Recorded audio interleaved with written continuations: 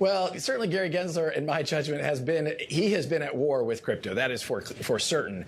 But it's also, I think, a tone from the overall Biden administration. The OCC certainly has been anti-crypto. You're seeing other elements of the banking industry really take a kind of an anti-crypto point of view, which hasn't, I don't think, served us well. And to Romain's question earlier, I think, we as a country have benefited immensely from being the heart and center of the internet.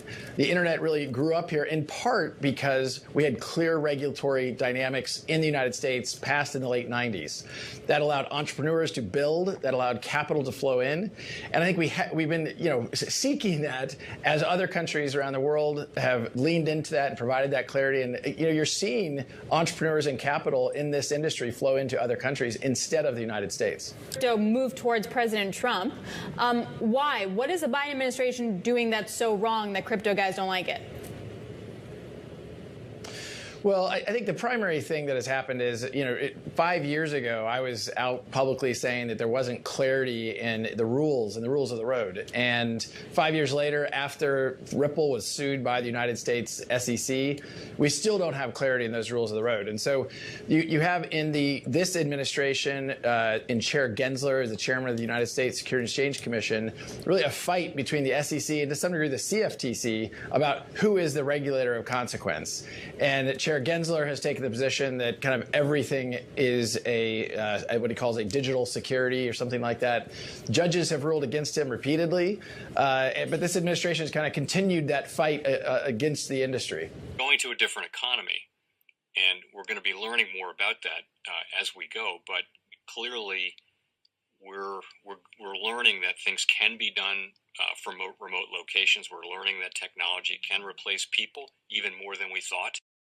We're not going back to the same economy. We're recovering, but to a different economy, and it'll be one that is more leveraged to technology. And I worry that that is going to make it even more difficult than it was for many workers.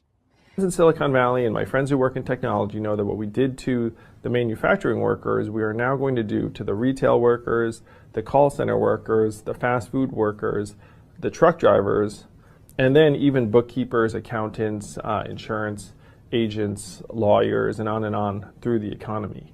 So what happened to the manufacturing workers is a very clear sign. And so we'll import Chinese-based CBDC technology. So it's going to be CBDC in a box provided to you by the People's Bank of China. But every stock, every bond, every currency, every commodity, every piece of art, every private business, every piece of real estate will eventually be a token on a blockchain, an entry on a ledger, permanent and immutable. We will have truth instead of trust, and we will save over $7 trillion a year. 6 to 8% of global GDP is wasted by the friction of the trust industry that's necessary when you have dual entry accounting.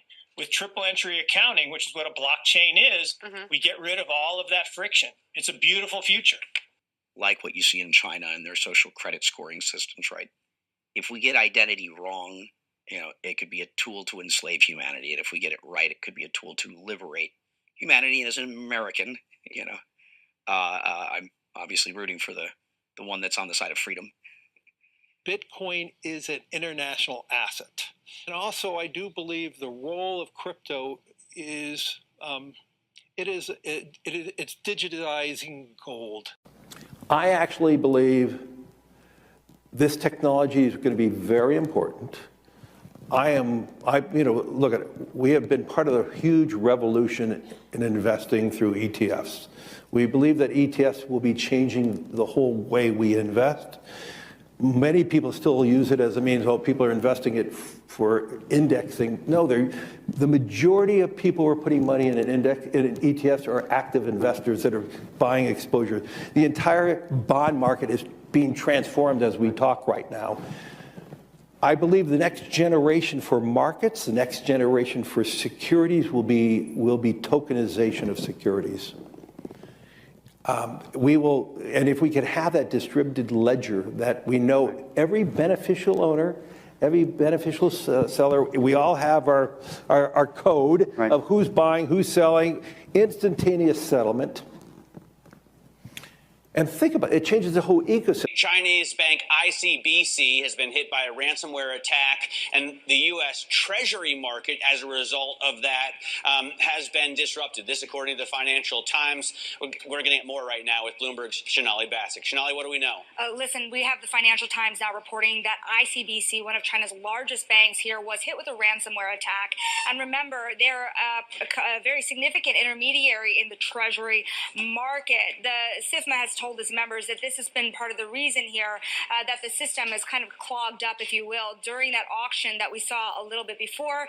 The attack had prevented ICBC, according to the Financial Times, from settling Treasury trades on behalf of other market participants. A large executive at a major bank also telling the paper that such a large party on the fixed income clearing corp creates major concerns, potentially impacting the liquidity of Treasury markets. Now, it was not just a poor auction. It was absolutely lousy. And you know, when the dealers have to step in to save a Treasury auction, that's a rare occurrence. And welcome to the Crypto Teacher. And guys, please like and subscribe if you do like what you're listening to. Please inform your friends and family and spread it all over social media. It is imperative that we get back to learning finances and understand how the world really works, because once we understand how the world really works, we understand that it is all planned out. Now, I want to thank those who purchased the books Cryptoteacher and the New World Order book. Remember, the New World Order book shows you how the world really works, and it is definitely time for you to wake up out of that sleep, especially in the times that we're in right now. And 2024 is going to be one of our most entertaining years. We have the presidential election. We have the drums are beating.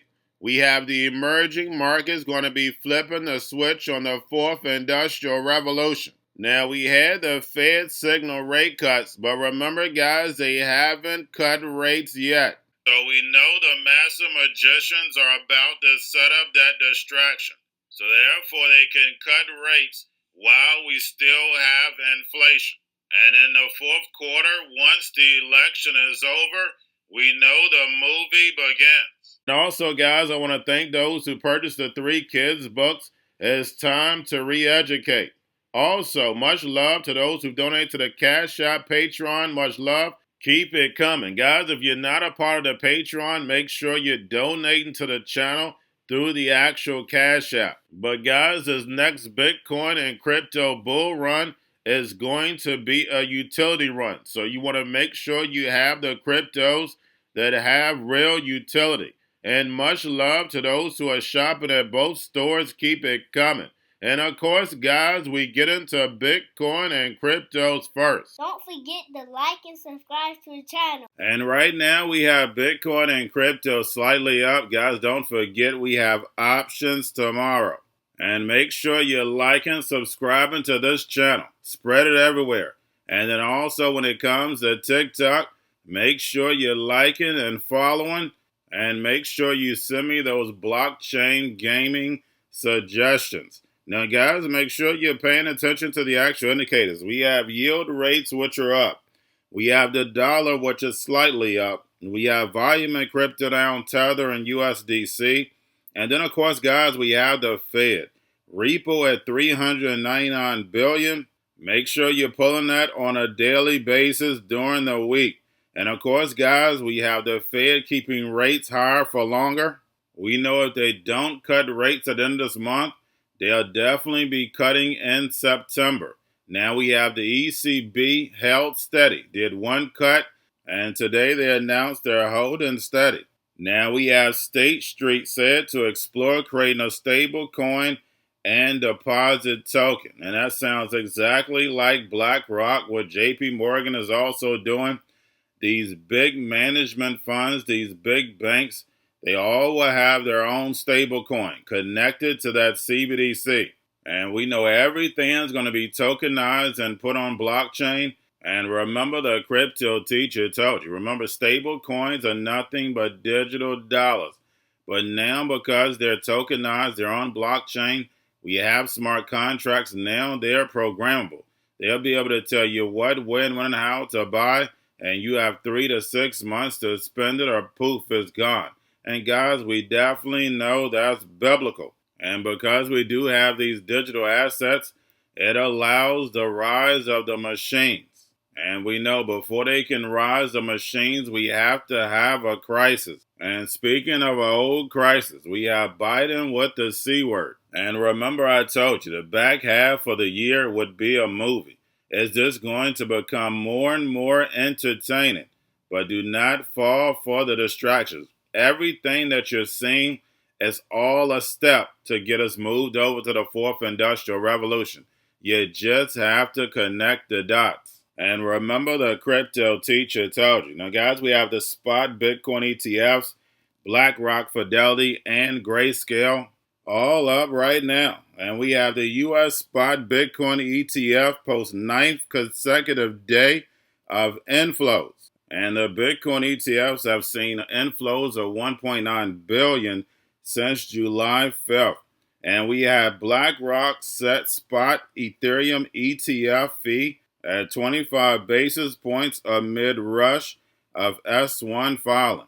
And the launch of these spot Ethereum ETFs definitely will give us a boost. But just like the Bitcoin spot ETF, you have to look at the inflows and outflows.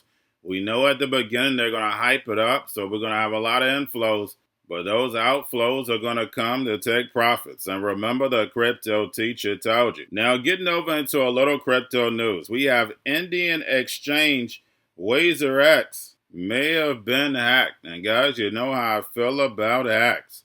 Now we have BlockFi to start interim crypto distribution through Coinbase next week.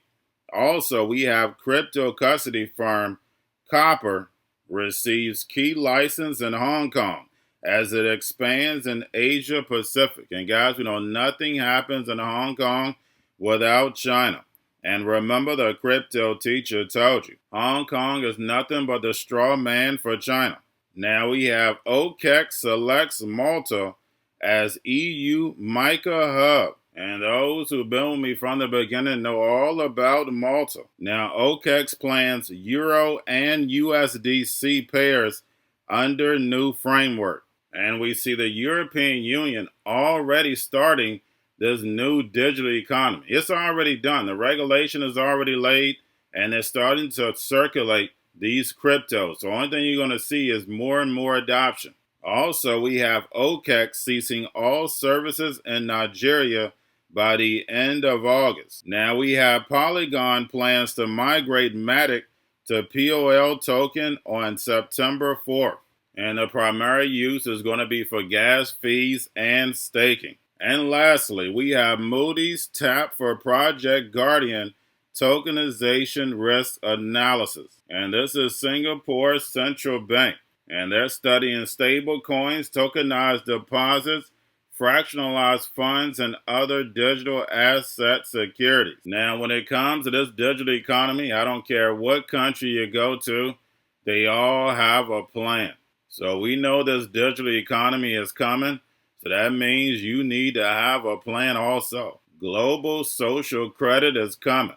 And remember the crypto teacher told you, because he knows when it comes to the NWO, it's all planned out. But guys, all I have for you. Don't forget about the books. Crypto Teacher and the New World Order book, plus the 3 kids books. It's time to re-educate. Also, new to cryptos, Coinbase, Bitrue, Binance.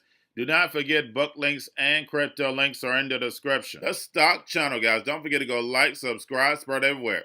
You have your Kobo, your chip stocks, your banking, your gaming. While everybody's sitting at home, get on stocks, the Seaver, the biotech stocks.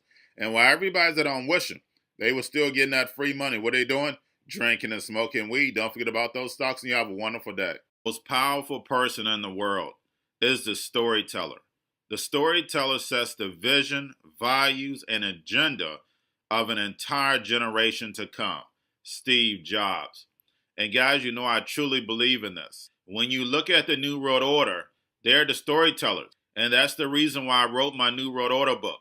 But guys, now it's time to change the current generation. And I wrote 3 kids books. You know, I love the Trinity because I understand the power that's in it. So I have 3 books. We have an opportunity to change the generation, to educate not just me, but I want to show you that I take action on a daily basis. And I want you to take action on a daily basis. Whether it's your job, whether it's in your community, we have an opportunity right now to educate the masses. I posted this on my Twitter account. Please share, but this is a short clip of the 3 books. There's going to be a clothing line and action figures. Please get these books for your kids, nephews, cousins, friends, so therefore we can start the re-education now.